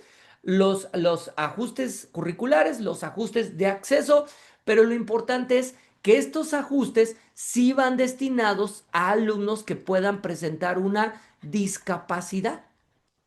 Entonces, ¿qué ajustes estamos realizando para atender a esta población en vulnerabilidad? Ah, y también les comento, hay ocasiones que dicen, es que yo no tengo la formación para atender a un alumno con síndrome de Down. ¿Cómo puedo atender o por qué tenemos alumnos con síndrome de Down? Ah, un alumno que tiene una discapacidad o que presenta un síndrome puede estar en nuestras escuelas siempre y cuando se pueda hacer valer por sí mismo. Esto quiere decir que puede ir al baño, que puede estar en el salón de clases, que se alimente, o sea, que pueda tener movilidad al interior de la escuela. Por ejemplo, en nuestra zona escolar tenemos en segundo grado un alumno que tiene silla de ruedas. Y el alumno puede andar en toda la escuela, se sube a su silla de ruedas, va al baño, obviamente el baño tiene adecuaciones para que pueda utilizar el alumno y también la escuela tiene rampas para que el alumno pueda tener movilidad. Y entonces de esta manera, pues el alumno puede estarse moviendo al interior del plantel. Ya se llevaron a cabo estas adecuaciones de acceso, mejor dicho, se llevaron a cabo atendieron las necesidades para que el alumno pudiera estar en el plantel. Y ahora, para hablar de inclusión, debemos de hablar de 4 principios, porque ojo, hay ocasiones que pensamos que la inclusión es solamente recibir a todos los alumnos y decimos, es que nosotros somos inclusivos porque recibimos a todos los que tocan en la puerta, todos los que piden inscripción. Ok, ese es parte de un principio que es el acceso. Aquí lo tenemos, pero ya le permitiste al alumno o ya recibiste al alumno. Ok, ya hiciste este primer principio, que es el acceso. ¿Qué sigue? La permanencia. Ya el alumno lo inscribiste. Jesús Pineda lo inscribí en tercer grado de mi nivel educativo, pero el alumno no va. ¿Qué tenemos que hacer? Dialogar con los padres de familia, saber qué está pasando en la casa y decirle al padre de familia, el menor tiene que estar en nuestra escuela, permanecer. Que el alumno participe, no solamente que sea parte del mobiliario del plantel, sino que también participe. Y ahí es donde yo decía, hay que fomentar la participación de todas y de todos. Sabemos que en nuestro salón de clase tenemos alumnos que pues siempre les gusta estar hablando y participar. A ver, vamos a llevar a cabo actividades para decirle, a ver, permíteme, y ahora le vamos a brindar la palabra a Jesús para que él hable. Ok, ¿tú qué quieres decir? ¿Qué quieres aportar? Y a lo mejor Jesús va a decir, no, yo no levanté la mano. No te preocupes, tienes la palabra, te escuchamos. Hay que fomentar la participación de todas y de todos. Y por último, que los alumnos concluyan la educación básica, que concluyan el nivel educativo en el cual está transitando el alumno. Nosotros tenemos que favorecer este trayecto formativo. Entonces, hay que entender y comprender que la inclusión tiene que darse desde estos 4 principios y nuestros alumnos tienen que ir transitando sobre estos principios, ¿sale? Siguiente, interculturalidad. Fíjense, la interculturalidad la encontramos en un principio filosófico, en un criterio de la educación, en un criterio orientador de la nueva escuela mexicana, pero también en un criterio del marco para la excelencia. Nos dice que realizamos nuestra práctica desde la interculturalidad, donde el diálogo, la inclusión y la convivencia son base para la formación de una ciudadanía democrática. ¿Qué es la interculturalidad? Una educación intercultural que se promueva la convivencia armónica entre personas y comunidades, donde se respete y se reconozca la diversidad en un marco de inclusión social. Aquí yo les puedo decir que debemos de trabajar que las culturas, todas las culturas, debemos de trabajar sobre una horizontalidad donde ninguna cultura es más que la otra. Todas se tienen que respetar y ver a la par. Ahora, yo te comentaba hace un momento de la constitución política. Yo te dije del artículo primero y te dije del artículo tercero, si lo recuerdas. Y te dije, el artículo segundo te lo voy a dejar para más adelante. Llegó el momento. El artículo segundo nos dice que México es un país pluricultural y que existe una diversidad cultural en nuestro país desde la esencia. Y lo que tenemos que hacer como ciudadanos y como adultos es fomentar esas culturas y acrecentar la cultura en nuestro país. ¿Y por qué te lo comento? Porque el artículo número 2 está en el capítulo número 1. Y entonces, así en el capítulo número 1. Y entonces, atender a esta diversidad cultural es un derecho humano que tienen las niñas y los niños. Por eso lo enmarcan desde la parte normativa. Y es nuestra gran tarea fomentar la atención a la diversidad, el respeto y lo decía, desde una inclusión social, que los alumnos aprendan a respetarse. Yo no le voy a decir al alumno, tienes que respetar a Pepito. No, hay que trabajarlo con actividades formativas. Por ejemplo, algo que me ha tocado ver mucho y lo veo más en escuelas particulares. Bueno, no vamos muy lejos. Si ustedes recuerdan, en la reforma de Enrique Peña Nieto, en Enrique Peña Nieto se trabajaba en una reflexión del sistema básico de mejora. Y en este sistema básico de mejora tenemos 4 condiciones y 4 prioridades teníamos. Y una de esas 4 prioridades era la convivencia sana y pacífica. Y una de las actividades que más se repitieron en todas las escuelas, preescolar, primaria y secundaria, es que los maestros, dentro de las propuestas de actividades, era imprimir una lona donde se abordara un valor y esa lona estuviera en la puerta por una temporalidad de un mes y la lona se fuera rotando. Y decía, es que los alumnos están viendo el valor y los invitamos a que lo pongan en práctica, etcétera, etcétera. Eso era en aquel momento de las 4 prioridades. A mí actualmente todavía me sigue tocando observar porque afortunadamente tengo acceso a escuelas particulares y las escuelas particulares dicen, vamos a fomentar el valor de la convivencia o de la honestidad. ¿Y qué hacen? Lunes, honores, se lleva a cabo los honores y el niño que tiene el micrófono o la niña dice, recuerden que el valor de las semanas es la honestidad. Los invitamos a ser honestos en su vida diaria. Llega el maestro al salón de clases y lo primero que pone es valor de la semana. Y otra vez, la honestidad. ¿Y qué piensa la escuela que está haciendo? Bombardear al alumno con el valor, el valor, el valor, para que el alumno lo conozca y el alumno lo aprenda y el alumno lo lleve a la práctica. No, eso no es los valores se tienen que vivir, los valores se tienen que llevar a la práctica y se tienen que trabajar desde un sentido formativo para que realmente tenga un impacto. Entonces, por eso es importante que identifiquemos que cuando hablamos de la interculturalidad, no le vamos a dar el concepto al alumno, sino que le vamos a decir, vamos a llevarlo a la práctica y cómo se está viviendo la interculturalidad en nuestra sociedad.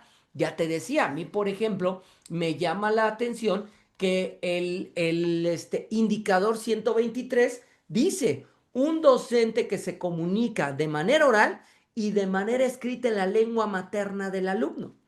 En la práctica no pasa. El alumno no habla español y ¿qué le dices? Ahí quédate y pues a ver cómo nos comunicamos. O trae un traductor o aprende español. Si en el examen te viene un reactivo que te aborde eso, aunque tú en la práctica lo hayas hecho, recuerda que en el examen no lo tienes que hacer. ¿Qué es lo ideal? Atender al alumno desde su lengua materna, porque entonces estamos garantizando el derecho humano que tiene la niña y el niño. ¿Va que va? Ahora, educación integral. Fíjense que aquí en la educación integral nos dice que estamos educando para la vida. A mí hace poco, bueno, no hace poco, como en el mes de noviembre, me tocó escuchar al maestro Sadi Loaiza, el maestro Sadi Loaiza, que es director de materiales educativos, y él dio una conferencia y decía, él es el que ha coordinado la elaboración de los libros de texto. Y el maestro Sadi Loaiza dice, tenemos mal este concepto porque pareciera que estamos preparando al alumno para enfrentarse a una vida, a una realidad, a una situación que es ajena al alumno. Dice, no, tenemos que cambiar esa mentalidad como maestro y tenemos que entender que estamos educando desde la vida, desde la realidad de los alumnos. Y entonces por eso en el programa analítico, en el plano número 1, hablamos de la lectura de la realidad. Y si tú lo recuerdas, en esta lectura de la realidad conocemos el contexto. Y entonces cuando tú estás conociendo los contextos, ya en el segundo plano, ya en el tercer plano, estás haciendo propuestas de proyectos que sean pertinentes, porque entonces estás promoviendo que el alumno aprenda desde su propia realidad.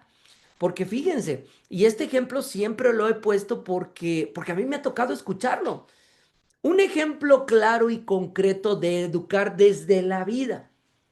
Estamos trabajando lo que es las actividades económicas, actividad primaria, secundaria y terciaria. Ok. El maestro lanza una pregunta a los alumnos. Esta escuela se encuentra en el centro de la capital, en una comunidad urbana. Y entonces el maestro les dice, a ver, yo tengo duda, ¿y qué piensan ustedes? ¿De dónde se obtiene la leche? Y entonces Pepito levanta la mano y dice, maestro, esa pregunta está muy fácil, porque la leche se obtiene del refrigerador del 3B. Y ojo, 3B, porque ahí es donde van los alumnos. Y entonces dice Pepito, es que todos los miércoles voy con mi mamá porque está la promoción y compramos en el 3B. Y el maestro se enoja y dice, no, Pepito, estás mal, esa no es la respuesta. ¿Por qué? ¿Por qué si el Pepito está hablando desde la realidad? El maestro no obtiene la respuesta que quiere escuchar porque no está teniendo una lectura de la realidad. Lo que contesta Pepito es correcto para la realidad de Pepito. Y entonces lo que contesta él es lo que vive. ¿Va que va? Vámonos a otro contexto. Una escuela rural, que es una escuela multigrado, donde el maestro lanza la misma pregunta, estamos trabajando actividades económicas. Yo sé que no se trabajan contenidos, pero bueno, es un ejemplo. Y entonces el maestro lanza la pregunta y por ahí en el fondo María levanta la mano y dice, ah, sí, maestro, yo sé cómo se obtiene la leche. Nos tenemos que parar a las 6 de la mañana, llevo la vaca allá al establo, le pongo la comida, me acomodo en un banco, pongo el jarrón, pongo una malla y empiezo a ordeñar la vaca con mucho cuidado y empieza a darme una cátedra de cómo se ordeña la vaca. ¿Qué tiene que decir el maestro? No, espérate, no te me adelantes. No, tiene que aprovechar esa situación y esa circunstancia como aprovecharla como una situación de aprendizaje. Y ya vieron entonces cómo es importante esta lectura de la realidad y cómo entonces tenemos que entender esto de educar desde la vida. Y ahora, cuando hablamos del desarrollo integral, hablamos de que no solamente estamos hablando de lo cognitivo, sino que tenemos que desarrollar habilidades cognitivas, socioemocionales y físicas que le permitan a los sujetos alcanzar su bienestar y de esta manera contribuir al desarrollo social. Voy a poner un claro ejemplo de lo que estamos viviendo en este momento en nuestras escuelas de preescolar, primaria y secundaria. En la mayoría de las escuelas se está integrando la escolta. Y esta escolta se está integrando solamente de conocimientos. Es algo que también tendría que cambiar, pero no cambia porque la sociedad piensa que la escuela solamente está dando conocimientos. Y eso es lo que dice la nueva escuela, contrapone solamente lo cognitivo. Y lo vamos a ver con Judith Mese en el dominio número 2. No solamente tenemos que hablar de conocimientos, sino hablar, por eso hablamos del desarrollo integral. Estamos hablando de todas las habilidades que tenemos que fortalecer en nuestros alumnos. Y cuando solamente le estoy abordando el conocimiento al alumno que es el abanderado o la alumna, y no me crean, analícenlo ustedes en su realidad. Este alumno que es el abanderado es muy bueno en lo cognitivo, pero tiene muchas dificultades, tiene muchas dificultades cuando comparte y cuando está dialogando con los demás, con habilidades, no le gusta educación física. ¿Por qué? Porque no se ha logrado un desarrollo integral. No sé si a ustedes les ha pasado en sus escuelas, a mí me pasó una vez cuando llegué de director a una escuela, que resulta que cuando integraron una escolta para todos los lunes y una escolta para desfilar, porque los de la escolta para desfilar marchaban todos parejitos. Yo, por ejemplo, también estoy en contra de la demostración de escoltas. Eso ya no tendría que ser, porque contrapone lo que dice la nueva escuela mexicana. Hace poco, antes de que se aplicara la Olimpiada del Conocimiento Infantil, el doctor Max Arriaga lo decía, esto está en contra de la nueva escuela mexicana, porque en la Olimpiada del Conocimiento, para quien no conozca, se aplica para los alumnos de sexto grado de primaria y solamente está evaluando cuál es el conocimiento que tienen, no se está yendo a la práctica. Por eso él decía, se contrapone a la esencia de la nueva escuela mexicana y se contrapone contra los principios filosóficos. Y entonces, esto es lo que tenemos que cambiar en nuestras escuelas, no solamente concentrarnos en lo cognitivo, sino que tenemos que desarrollar al alumno en todo su potencial, en todas sus habilidades para poder alcanzar su bienestar y contribuya a transformar. Y ahí es también donde viene que se tiene que implicar en la mejora de todo lo que le rodea. Y es ahí también cuando hablamos de un enfoque humanista, porque no solamente se está preocupando de manera individual, sino que se está ocupando de manera colectiva. Educación de excelencia. Fíjense que aquí con la excelencia ha sucedido una cosa interesante, que en el gobierno de Enrique Peña Nieto, en la reforma que él nos presenta, él nos hablaba de una educación de calidad. Si tú lo recuerdas, yo te hablaba de un congreso que participó México, que México se comprometió a brindar un servicio educativo de calidad. Cuando se presenta esta reforma educativa, dice, no, no, no, no, no vamos a hablar de calidad, vamos a hablar de excelencia. ¿Por qué? Porque hablaba de calidad, ya llegaste a la meta y lo lograste, ya, llegaste ahí y ya puedes descansar. Y entonces nos dice, la educación de excelencia tiene que ser un proceso de mejora permanente. Y este proceso de mejora lo vimos hace un rato con la inclusión. Y entonces, cuando estamos brindando una educación de excelencia, se está promoviendo el máximo potencial de aprendizaje de nuestros alumnos. Se desarrolla el pensamiento crítico y se fortalece los lazos entre escuela y comunidad. Vean todo lo que implica educación de excelencia. Y entonces es ahí cuando la excelencia tiene que ir más allá. Y obviamente como parte de los derechos de las niñas y niños, es que nosotros como escuela tenemos que brindar este servicio educativo con excelencia. Y ya por último, el artículo 4 de la Constitución nos dice que toda persona tiene derecho a la identidad y a ser registrado de manera inmediata desde su nacimiento, que también lo vamos a ver en la Ley de los Derechos de las Niñas y Niños. Tienen derecho a la identidad, a tener un nombre, a tener una familia. Y entonces yo recuerdo que el registro civil tiene una ley, tiene ay, no me acuerdo cómo se menciona, pero dice, los padres de familia tienen tantos días naturales para registrar a sus hijos, porque si no pueden ser causa de multa. Y ojo, nos han llegado a escuelas primarias alumnos que no tienen acta de nacimiento.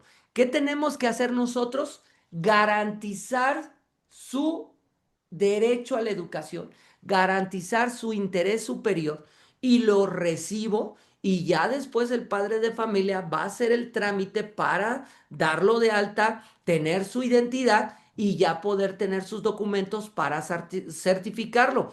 Pero nosotros tenemos que hacer valer su derecho a la educación. Las niñas y niños tienen derecho a la satisfacción de sus necesidades de alimentación, salud, educación y sano esparcimiento. Podemos decir que en esencia el artículo número 4 nos habla del derecho a la identidad. Vámonos con la Ley General de Educación. La Ley General de Educación, fíjense que por lo menos eso sí ya lo veo de manera agradable, que en la Ley General de Educación ya nos presentan lo que nos van a preguntar en el examen. En el correo que yo te mandé, te mencioné cuáles serán los artículos, porque por ejemplo, la Ley General de Educación nos presentan 11 títulos. Es demasiada información. Entonces, con la información que yo te mandé en el correo, es en lo que nos tenemos que centrar y es lo que está aquí en la presentación. Artículo número 5. Toda persona tiene derecho a la educación. Es un proceso permanente y está centrado en el aprendizaje de los alumnos. Nos dice más adelante, Ellos son la prioridad del sistema educativo nacional y son los destinatarios finales. Entonces, todo lo que nosotros realicemos en la escuela siempre tiene que estar centrado en ellos. Y el trabajo educativo tiene que contribuir a su desarrollo humano integral. También dice que tiene el Estado que ofrecer las mismas oportunidades de aprendizaje, el acceso, el tránsito, la permanencia, el avance académico y el egreso oportuno. Si tú lo recuerdas, lo mencionábamos hace un momento con los principios de la inclusión. Artículo 6. Aquí es donde viene la aclaración de educación inicial. Todas las personas deben de cursar preescolar, primaria, secundaria y media superior. ¿Ya viste cómo ya aquí te separa? Y aquí es donde te dice que todavía la educación inicial es un derecho, que el Estado tiene que concientizarla y garantizarla, pero todavía no la forma parte o todavía no se considera como parte de la educación obligatoria. Todavía estamos en ese proceso. Y en este mismo artículo 6 nos dice que los padres de familia o tutores tienen que la obligación de que sus hijos asistan a la escuela y que participen en el proceso educativo. También lo vamos a ver en el artículo 129 cuando hablamos de las obligaciones de los padres de familia. Ahora, artículo 7. La educación será obligatoria, que ya lo habíamos mencionado. Obligatoria porque todas y todos que estén en edad la tienen que cursar. Si nos llegan alumnos que no tienen antecedentes académicos, el director los tiene que recibir y el director tendrá que llevar a cabo las gestiones necesarias para certificar a los alumnos, pero lo importante es garantizar el servicio educativo, que es un derecho humano. Educación universal, que ya lo platicábamos hace un momento. Este es un derecho que corresponde a todas las personas por igual. Creo que ahí viene la clave, ¿no? Al ser universales, para todos. Se extiende sus beneficios sin discriminación. Tiene especial énfasis en la lectura de la realidad y de las culturas nacionales. Inclusiva, ya lo mencioné, eliminar toda la forma de discriminación y atender a toda la diversidad. Pública. Cuando hablamos de una educación pública, nos dice que al ser impartida y administrada del Estado, se tiene que asegurar que el proceso educativo responda al interés social y a las finalidades del orden público para el beneficio de la nación. Gratuita. Aquí, ojo con la gratuidad, ¿eh? Porque sabemos, está prohibido cualquier pago o servicio o condición que sea, ¿cómo podemos decirlo? A ver, para que nos entendamos. Cuando hablamos de gratuita, es que yo no debo de condicionar el servicio educativo, ya sea por dinero, ya sea por material o ya sea por pedir dinero de copias o por un servicio, como por ejemplo las famosas faenas, que luego les decimos a los papás, es que tienen que venir a hacer faena porque la escuela está muy sucia, los papás no van. Y entonces, ¿qué hacemos? Ah, mientras el papá no vaya a la faena, Juanito no puede ir a la escuela. No, este es un gran error que hemos cometido. Los papás son los que infringen un acuerdo que se toma como adultos. ¿Y a quiénes son los que estamos castigando? A los alumnos. Entonces, tengamos claridad, cuando hablamos de gratuidades, que no se tiene que condicionar el servicio educativo. Uno de los grandes ejemplos es no te aplico examen porque no pagaste tus copias. Ok, no le apliques ese examen de copias, aplícale otro. No, no vamos a entregarle sus boleta porque su mamá no ha pagado la cuota. No puedes condicionar. Eso está muy, muy vigilado y muy, muy penadísimo. Así que ten mucho cuidado para que tú no caigas en esta situación. No solamente en el examen, sino en la práctica. Laica, ya hablábamos, tiene que estar alejado de cualquier doctrina religiosa. Artículo 8. el Estado está obligado a prestar servicios educativos con equidad y con excelencia. Ya hablamos que son ambos. Artículo 9. Las autoridades educativas deben de establecer condiciones para ejercer el pleno derecho a la educación. Para esto, realizarán las siguientes acciones. Número 1, establecer políticas incluyentes, transversales y con perspectiva de género, otorgando becas y apoyos económicos. Aunque eso no pase en la práctica, tenemos que identificar que la autoridad educativa lo tiene que llevar a la práctica. Número 2, impulsar programas de acceso gratuito a eventos culturales. Número 3, para media superior. Número 4, celebrar convenios para que las instituciones que presten servicios de estancias infantiles faciliten la incorporación de los hijos de los alumnos con el objeto de que no abandonen sus estudios.